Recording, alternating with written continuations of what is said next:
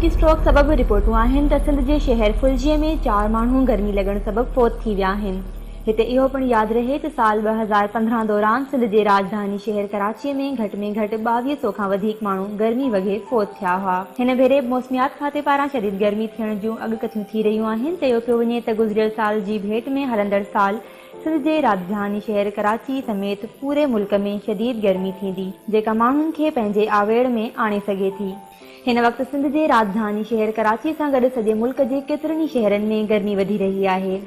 सबसे वॾी ॻाल्हि त पंहिंजी पाण खे बचाइण लाइ ज़रूरी आहे कि जेका वधारे पाणी पीए ने पंहिंजी हिफ़ाज़त लाइ करे गाड़े में कोन निकिरे। अगरि निकिरे थो त पंहिंजो पूरो बंदोबस्तु करे निकिरे। पोइ उनके बाद पास चवंदा सिटी गवर्नमेंट ते है ॾिसां तो शहर में जगह जगह सिटी गवर्नमेंट जा कुछ कैंप लॻल आहिनि, लेकिन वो कैंप खाली पिया आहिनि। उनमें को थर्मास है, ना कोई कूलर है, कोई चीज़ कोन आहे पई, ना कोई ग्लास पिया आहिनि। हिननि जी छा वजह जी सिटी गवर्नमेंट से पाण खे पुछणो पवंदो कि छो खाली रखियल आहिनि, कोई आबाद नथा कनि हिननि खे। इन तरीक़े सूबाई गवर्नमेंट जो भी फ़र्ज़ु है कि हू भी इन तरीक़े से स्टेप खणे, ने पंहिंजा सेमिनार इन्हनि जो हीट स्ट्रोक के हवाले से अरेंज करे ताकि इनमें अवेयरनेस पैदा थिए ने पब्लिक के वधारे सां मालूमात मिले। रोड जी हालत ख़राब है रोडन जी, तो हिते माण्हू बेहोश थी उस समय किरी थो पए त हुनखे काॾे खणी वञे, वरी हुनखे खणण लाइ साॻी एम्बुलेंस अचे, एम्बुलेंस छा कंदी, वरी उहे साॻे रस्ते सां ईंदी। इट मीन कि उहो तव्हांजो जेको मरीज़ आहे हीट स्ट्रोक जो सफ़र करे थो उहो बहितर बीमार थी थो पए, मतिलबु उनखे को बचाइण जो चांस ई न आहे। उन करे सभ खां पहिरियां उन्हनि रोडनि ते उन्हनि रस्तनि ते सेंटर क़ाइमु कया वञनि हीट स्ट्रोक जा, पाणी ॾिनो वञे त जीअं को माण्हू ख़ुदा न ख़ास्तनि कंहिं साफ़ उहो नथो करे हीट स्ट्रोक जे करे किरी थो पए, बेहोश थी थो पए, उते टेक्निकल गवर्नमेंट जा माण्हू वेठा हुजनि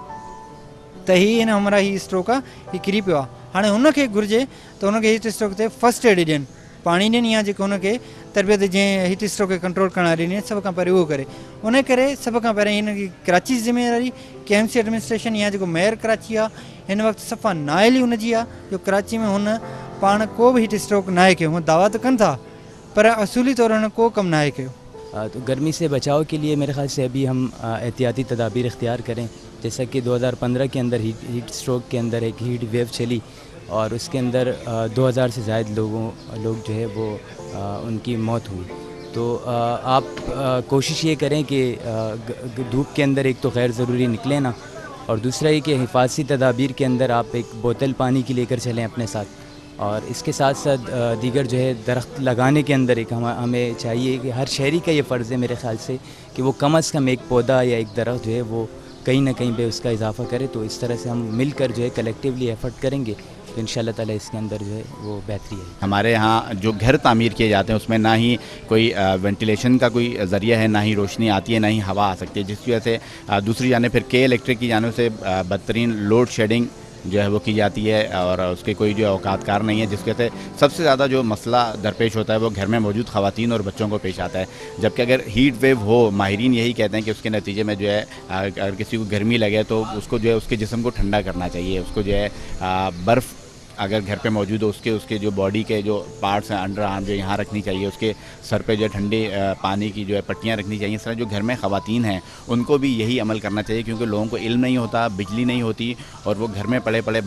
जो इंसान है, जो मुतासर शख्स है वो निढाल हो जाता है और फौरी तौर पर उसको हॉस्पिटल नहीं पहुँचाया जाता है। इसी तरह में पानी का बहुत ज़्यादा जो है पानी से ज़्यादा पीना चाहिए, चाहे वो ORS की शक्ल में उसको पिएँ या चाहे वो आम जो सादा पानी है उसको पिएँ, ज़्यादा से ज़्यादा पीना चाहिए। थोड़ा सा ठंडा पानी वगैरह पिएं और नहाएं वहाएं ज़्यादा, इस तरह से मतलब टेम्परेचर बॉडी का मेंटेन करने के लिए, ताकि वो ज़्यादा गर्म ना रहे।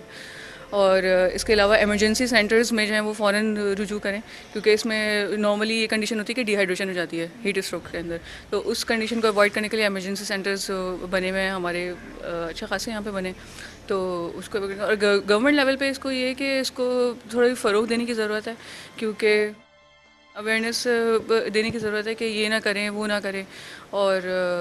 सेंटर्स बनने चाहिए, हीट स्ट्रोक सेंटर्स जो है वो मज़ीद बनने चाहिए, क्योंकि अब जो लोग हैं, जैसे पिछले से पिछले साल जो एक एपिसोड हो गया था जिसमें बहुत सारे लोग मर गए थे हीट स्ट्रोक की वजह से, ताकि उन कंडीशन से बचा जा सके। और दूसरी बात ये कि जो कंस्ट्रक्शंस की वजह से जो ग्रीन बेल्ट सारी रिमूव हो रही हैं, जो कि दरख्त इतना अच्छा हमें साया देते हैं, और हीट स्ट्रोक में ये बहुत बड़ा रोल प्ले करते हैं कार्बन डाइऑक्साइड रिमूव करने में, क्योंकि कार्बन डाइऑक्साइड ही जो है वो सबसे ज़्यादा जो है वो अर्थ के ऊपर हीट की वजह जो है वो बनती है। वही आप ग्रीन बेल्ट्स वगैरह रिमूव करें तो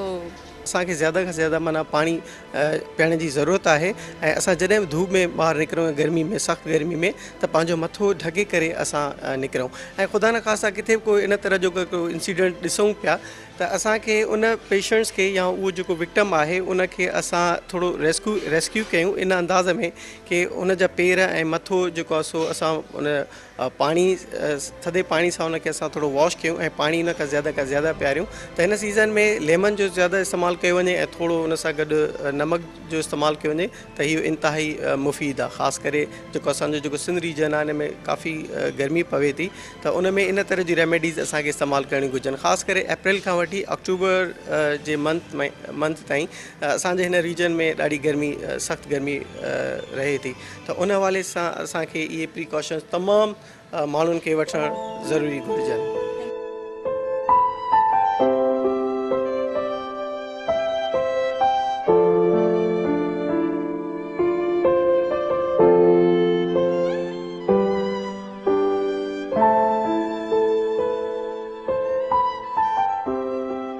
गर्मी जो मौसम न सिर्फ़ माहौल खे गैर आरामदा बणाए थो पर जिस्म जो गर्मी पद पिणु वधाए थो जेको ख़तरनाक साबित थी सघे थो।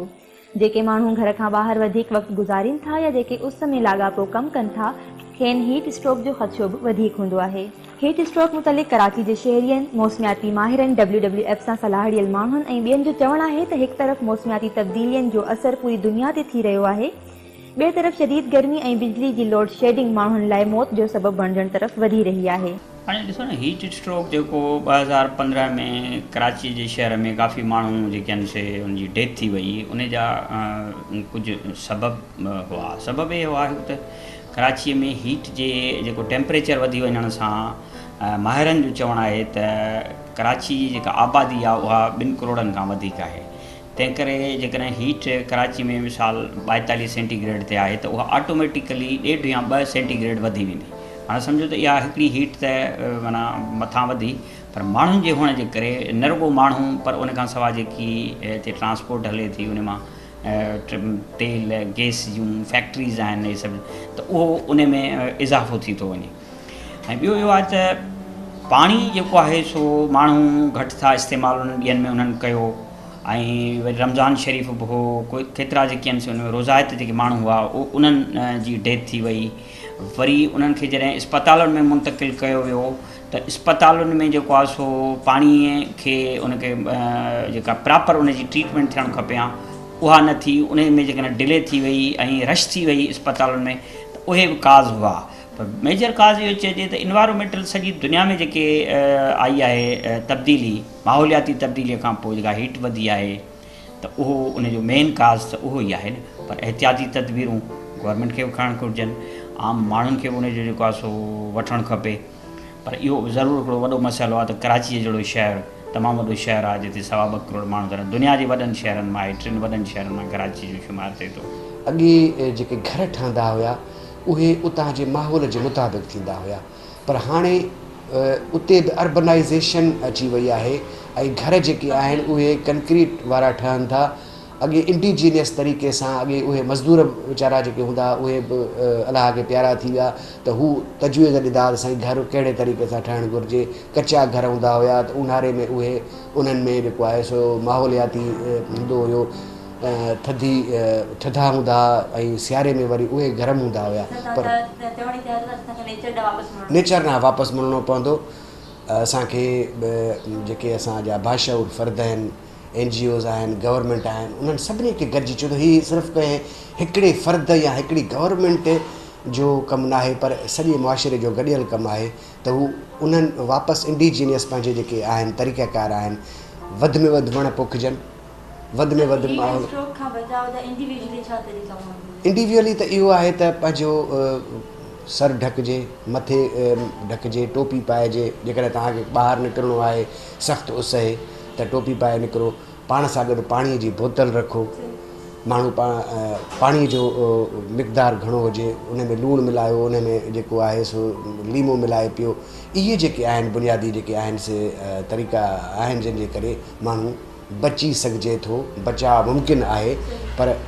शऊर जी ज़रूरत आहे। असां वटि माहौलियाती गदिलाण वधे पई ऐं उन जे करे ओवरऑल असांजो इन्वायरमेंट जेको आहे उहो पॉल्यूट थो थिए ऐं उन जे सबब सां हीट स्ट्रोक बि बर्दाश्त करिणो थो पए हितां जी आबादी खे ऐं गवर्नमेंट जी तरफ़ खां उन हवाले सां को हिकिड़ो प्रॉपर सॉल्यूशन न हुजण जे करे कॾहिं आर्टिफिशियल बारिशूं कराइण जी कोशिशि कई थी वञे मतिलबु तव्हांखे हिकिड़ी जामे पॉलिसी ठाहिण जी ज़रूरत आहे जंहिंमें तव्हां प्लांटेशन खे इंश्योर करे सघो प्लांटेशन न करण खां अलावा there is no other way to control this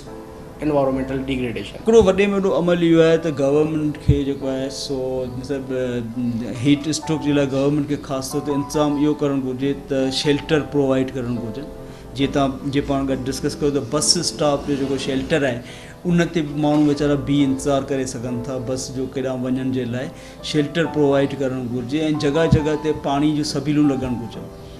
त जीअं जंहिंखे बि हीट स्ट्रोक थिए थो त उहो कम अज़ कम उन ते पहुची ऐं पंहिंजो इंतज़ाम करे सघे। ईअं अस्पतालनि में बि हीट स्ट्रोक सेंटर ख़ासि तौर ते हिन गर्मी जे सीज़न में लॻणु खपनि त जीअं हीट स्ट्रोक ते मरीज़ पहुचनि था त उन एमरजेंसी में उनजो को इंतज़ाम थी सघे।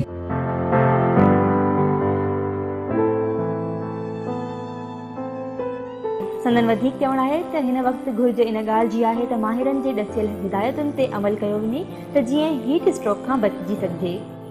गॾोगॾु घुर्ज इन ॻाल्हि जी बि आहे त हुकूमत खे घुर्जे त बिजली लोड शेडिंग वारे मामले ते संजीदगीअ सां कोशिशूं वठे ऐं माण्हू मार गर्मी ऐं आम शहरियुनि खे बिजली जी सहूलियत ॾिनी वञे त जीअं मौसमियाती तब्दीलीअ खे ख़ैर सलामत सां मुंहुं ॾिनो वञे।